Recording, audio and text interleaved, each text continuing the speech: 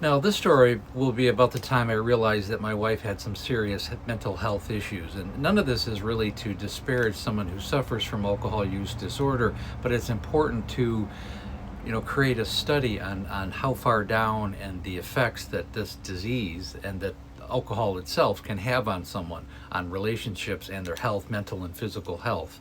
Because after her third and fourth DUI, she had actually gotten a year in jail, and that was the prognosis. I mean, the thing is, they ended up uh, releasing her after, I believe, 65 days because of overcrowding. And the problem was, I wasn't able to visit her a whole lot. She had been in Riverside, which, if you live in Southern California, you know where that is. And then they transferred her to another location, which was about an hour and a half. It was out in Banning, I believe, which is about an hour and a half from where I live in Temecula. And at the time, I wasn't able to visit her a whole lot, and she had been there at this point almost 5 weeks.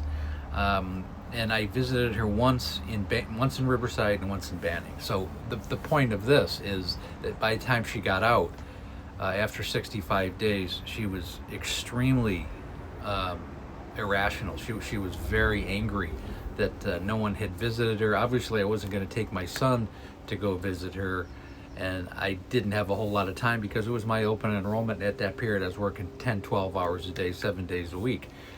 It was the worst time for me to go an hour and a half out of my way on a Saturday or a Sunday. I didn't even have time.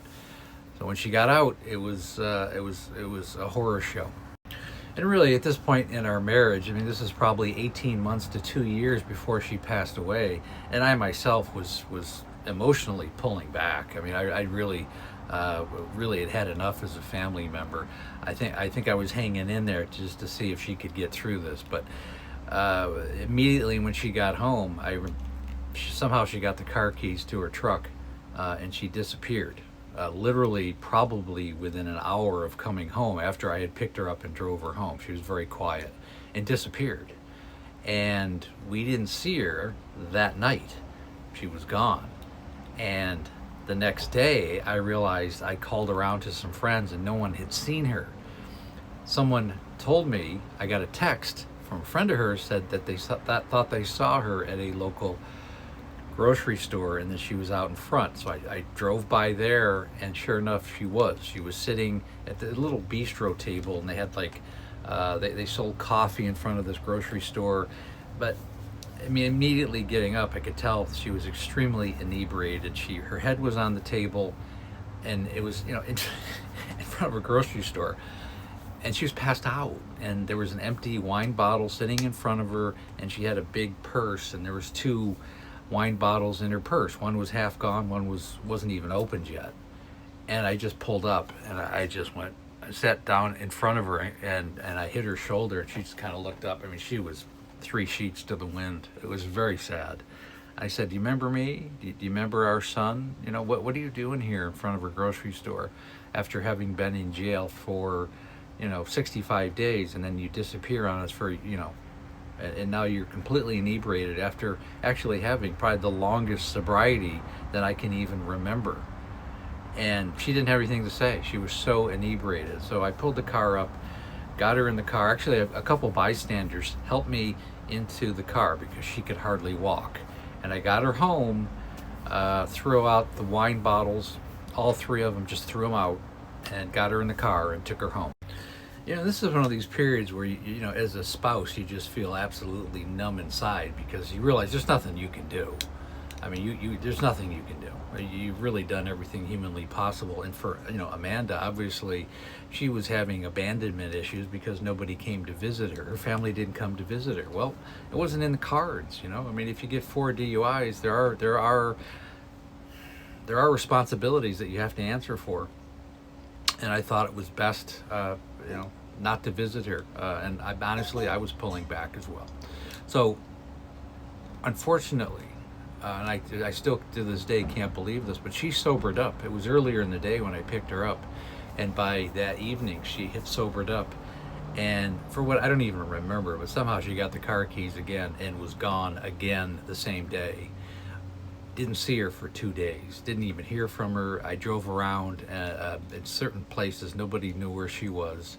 And I really just kind of resigned to the fact that at some point I'm going to hear from her again. I believe it was the second day that she had disappeared, and I got a call from a police officer, which I wasn't surprised. And they had found her in a park, and she was passed out, completely drunk. They found 2 empty wine bottles next to her, and they explained to me that they had taken her to the local emergency in Temecula Valley Hospital.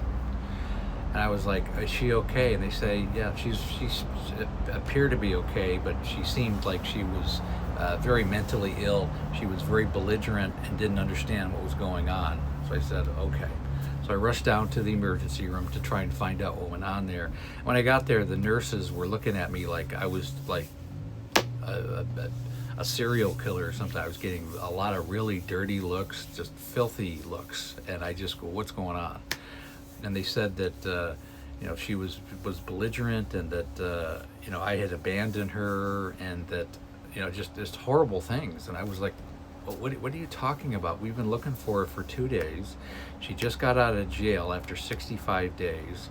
She disappeared. She stole her car. We don't know where she was." And at that point, it's just exhausting trying to spend all of my energy and resources, and to deal with this drama. So at some point, you have to back off. And the nurses kind of went, "Oh, okay, we get it now." And then when I did get in to see Amanda in her, hospital emergency room cubicle, I almost didn't recognize her. I mean, she looked like a homeless person. She had hit her head. She had a big bruise and blood down her face. They hadn't yet cleaned her up. Her clothes were covered in grass. She'd obviously been rolling around in the grass drunk.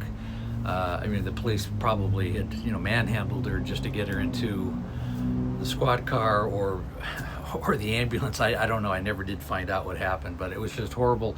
And she was completely belligerent. She kept talking about the horse had talked to her and told her this and this, and she was just making just complete nonsensical statements. And I just kind of stood there like, how did we get here? I mean, what is going on with you? It seemed like she had just had a complete mental breakdown. And it scared the hell out of me, because it was like, wow, this is another level. This isn't even about alcohol anymore. This is brain damage, and it just appeared to me to be that. So there's going to be a part 2, because there's quite a bit more to the story, and I'll continue on the next part. And again, real quick, if you want to find out about this story and so many more, I'm sure this will resonate with you if you have a family member who's gone through this, or you have yourself, or it's an incredible story of survival. The memoir is called Amanda, A Cautionary Tale. It's available in the link tree on this page. You can get it right on my website. There's a PayPal button. There's also an international link. You can purchase this anywhere in the world. Also available on Amazon. And if you want the ebook, it's on Amazon, Barnes & Noble, and the Apple website. And again, thanks so much for listening, and I'll see you in part 2. Now, to continue the story of where my wife really had a mental breakdown from alcohol use disorder after being released from jail for 65 days. She disappeared for a number of days. The police found her in a park, and they brought her to the emergency room. And it was a very trying time, because the nurses at the hospital didn't really understand what was going on. She was belligerent, and they thought that somehow she had been abandoned, or maybe she was being mistreated somehow, because she just wasn't making any sense. She was all covered in dirt because she'd been rolling around at the park that they found her. I believe she had blood on her because she had hit her head down the side of her face. I mean, she was an absolute mess. Her makeup, eyeliner was down the front of her face. I mean, she looked like an absolutely homeless person. But it was confusing to them because she had very nice clothes on, it was very confusing. So they were looking at me like, what's going on? And I was as confused as they were at this point. I actually asked them, I go, okay, I'm going to bring my son back here so you guys can talk to him, so that you can understand that this has been going on for quite some time. She just got released from jail for 65 days, and now she's just gone completely out of her mind. I don't know if something happened in jail, some kind of stress, we don't know. Can we get some kind of psych hold to hold her here? And I remember talking to the doctor. He says, well, we can give her a 72-hour hold, because she obviously needs to detox. And they realized that she had a lot of alcohol in her. They didn't understand what drug that they had in her. They weren't even at that point. She was just like brought in by the police. So I explained it to them, and they were like, wow, okay. yeah, we can hold her for 72 hours. And I asked them, do you think she had brain damage?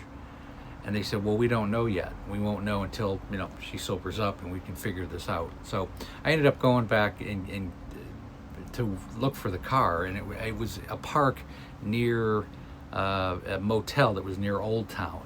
And I figured that she probably went there, stayed there, and just went into the park and drank. And luckily enough, I found it was a BMW X5, the green one that I've talked about. And I got to the car, and the car keys were still in the ignition. I mean, anybody could have just opened this car and driven it away.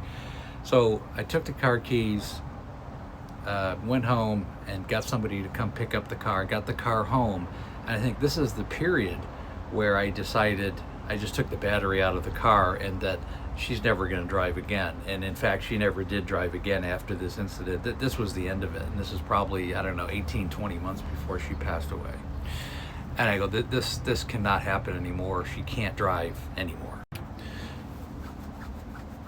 And it's important to realize, that the battery did have to come out, because she did have this uncanny, way to find keys, and I would hide them everywhere. And I guess it wasn't my focus, but after that, it had to be. I mean, you have to realize that she was uninsurable. She didn't have insurance.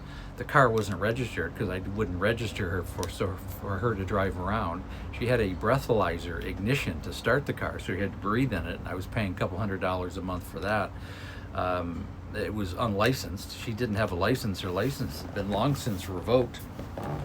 So she was driving around inebriated in this crazy state with, she's basically a walking billboard. It was just a miracle that she wasn't in the car when the police found her. And it was a miracle that I got the car back. But beyond that, I ended up bringing my son later that day down to the emergency room, so that I think I really needed to make the doctors and nurses relax a little bit as to what was going on. By this time, my son, I believe he was 17, 18. I think he was about 17, almost 18 years old at this point. So he wasn't a kid anymore. He was a little bit apprehensive about going down. I mean, he had seen his mother in so many hospitals. And I think at this point, he was getting pretty tired of it, too. I mean, I know he was. But I brought him down. I go, look, we got to go say hello to Mom. She needs some moral support. I mean, without question. I mean, she's still your mother. She's still part of us. As difficult as that was at the time. And when I showed up with him, I think the nurses and the doctors really relaxed a little bit. Because he had the same story I did. I go, she's been drunk for years, almost my whole childhood, and she just got out of jail. We've been looking for her for 2 days. And when they heard Griffin say this, pretty much repeat what I was saying, they're like, okay, now we get it. And I think it helped them make a decision. She ended up staying there for 4 days. And eventually she did come home. But it was never the same after that. I mean, the communication wasn't there. And she was no longer allowed to drive her car. She was also under house arrest for the next, I think, 3 to 6 months. So she really wasn't able to go anywhere, and I really had to shut it down as far as having any accessibility to a car. My own car.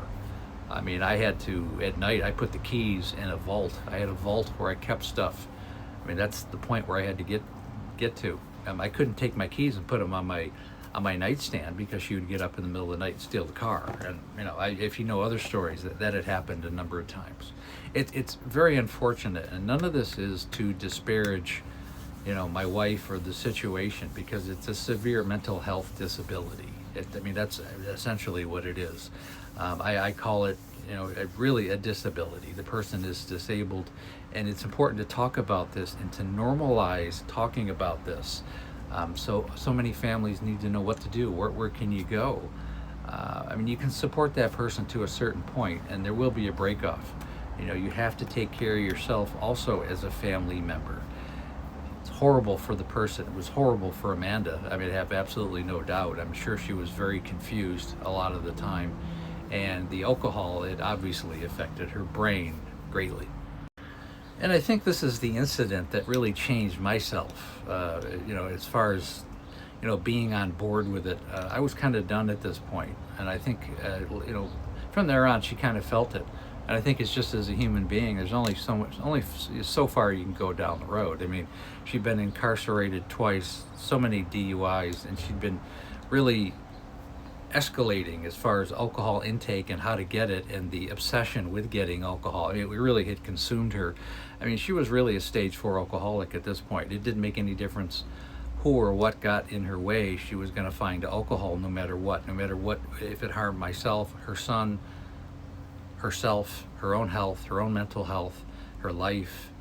It mattered not. That was her singleness of purpose at this point.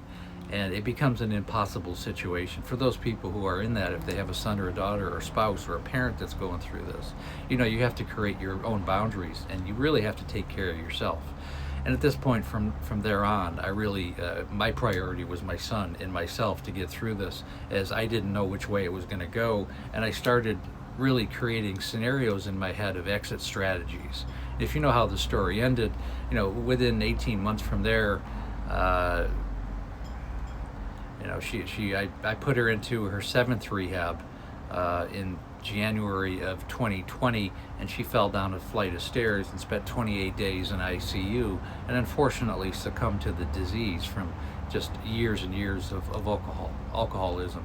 It's a horrible story. There's never a good ending for somebody who is a late stage alcoholic, but it's important to discuss it, maybe as a deterrent for other people who are going down this road, recognizing you're going down this road yourself as someone who's suffering from alcohol use disorder, or if you have a family member. Again, early detection, it can be the difference between life and death for both the family and the alcoholic. And I really hope that's helped. And really, the very last thing I want to say, of course, I have a complete coaching program. It's really designed for people with this incident. You want to get people before this, and it's, set up a breakthrough call. The link is in the link tree on my page. It takes about 45 minutes. We're going to do a deep dive into what's going on with you and your family. The call is free. The course isn't. But I'm looking for people who want to change their life and the life of their family, who are committed to changing. This is before you get to late stage alcoholism. I want to get to somebody that has the ability to stop drinking and wants to work on themselves. I'll get you through it, and I'll get your family through it, and I'll be able to put it in perspective for everybody so that it becomes, we are going to get sober together. Set up a link, click the link, set up a call. It's a Zoom call, and I'll talk to you soon.